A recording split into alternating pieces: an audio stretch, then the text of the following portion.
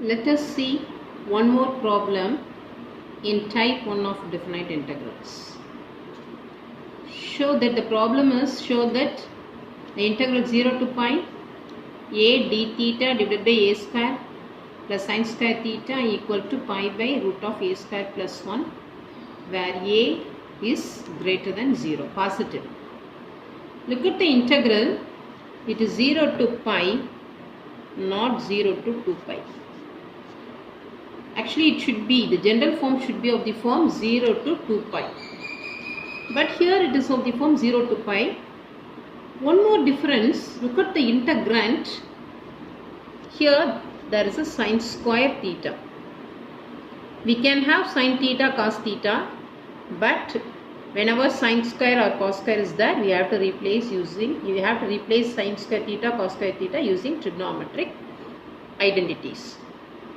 Okay, coming to the problem, I am first eliminating sin square theta. I am substituting sin square theta as 1 minus cos 2 theta by 2. Now, you consider 2 theta as phi, so that 2 d theta is equal to d phi. Therefore, d theta becomes d phi by 2. What happens to the limit 0 to pi for theta? Now, for phi it becomes, when I substitute theta equal to 0 here, phi is 0 and theta is phi, phi becomes 2 pi. Now, the limit changed to 0 to 2 pi and d theta is replaced by d phi by 2. Denominator, this 2 is taken as LCM, 2a square plus 1 minus 2 theta is changed as phi whole divided by 2. I can cancel this 2. Now, look at the problem. Limit is 0 to 2 pi and it contains the trigonometric ratio cos phi. Now I can move on to the procedure, stepwise procedure. Now let me take z equal to e power I phi. Modulus of c is modulus of z equal to 1. D phi is dz by iz. Cos phi is z square plus 1 by 2z. You substitute everything and change the integral as a complex integral. I equal to integral over c. Now 0 to 2 pi should be changed as integral over c. A into dz by iz, 2a square plus 1 minus z square plus 1 by 2z. You take 2z as LCM, multiply with this, then cancel that z and reciprocate the 2. So you will be getting 2a dz. Actually here z square is negative, so you take out a minus sign. So minus I into z, this becomes positive, this one negative and this one positive. Now what is 1 by I? Minus I. So minus I by minus becomes plus I. So 2ai is taken out. Now my f of z becomes 1 by z square minus 2 times of 2a square plus 1 z plus 1. Now let us find the poles. Use the formula minus b plus or minus root of b square minus 4ac by 2a. This root is a common element, 4 is a common element that is taken out of the root, so it becomes 2. Now 2 is taken as a common element and cancelled with this 2 in the denominator. And this is of the form a square minus b square, so I can write it as a minus b into a plus b. So plus 1 minus 1 will get cancelled, 2a square, 1 plus 1 it is 2. Now 2 is a common element, take it out, and 2 into 2, 2 square.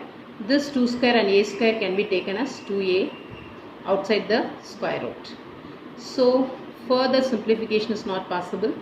So the first root is taken as z1, 2a square plus 1 plus 2a into root of a square plus 1.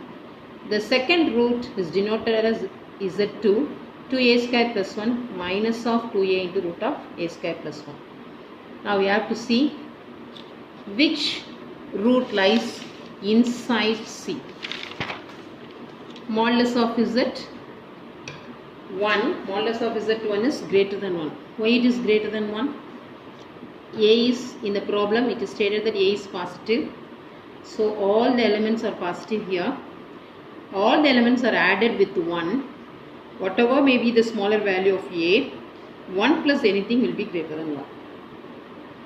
So the second root modulus of Z2 will be less than 1.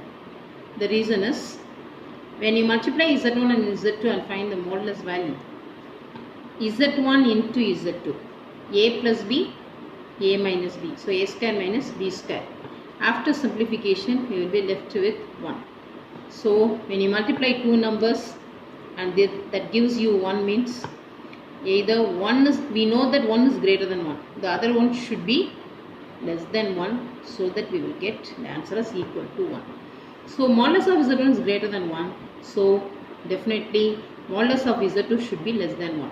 So Z2 lies inside C, which is a simple code. So it is necessary to find residue only at the point Z equal to Z2. So let us find residue of f of Z at Z2 using method 1. Limit Z tends to Z2. The factor of Z2 Z minus Z2 multiplied with f of Z. What is f of Z? F of Z is 1 by, look at the coefficient of Z square, it is 1. So I can simply write it as Z minus Z1 into Z minus Z2, the factors of the denominator of f of Z. I can cancel these two and I can apply the limit. So this becomes Z2 minus Z1. Z2 minus Z1. This is Z2 and this one is Z1. Subtract these two. When you subtract, this will get cancelled. Minus of minus, minus 4a root of a square plus 1. Now let us use Cauchy's residue theorem to find the value of the integral. So value of the integral will be 2 pi I into sum of the residues. But here there is one and only residue. So 2 pi I is multiplied with the residues, which is equal to 2 pi I. The residue is 1 by minus 4a into root of a square plus 1. But still there is a constant outside I that should be taken. So into 2ai. 2 into 2, 4. I can cancel this 4, this a. I into I square. I square is minus 1, that becomes plus. So finally we will be left with pi by root of a square plus 1. And that is the required answer for this integral. Hence we have proved that the integral value is pi by root of a square plus 1. Now these are the two problems. Take it as an exercise and try to solve. In both the problems, the integral, the limit of the integral is given as 0 to pi. There is no square, cos square theta, sin square theta here, so no need for any substitution. So what is the hint I can use here? This function f of theta is an even function. So if it is even, we can change this as 0 to twice integral 0 to 1 by 2 times integral 0 to 2 pi. We change like that and proceed the problem. Thank you guys.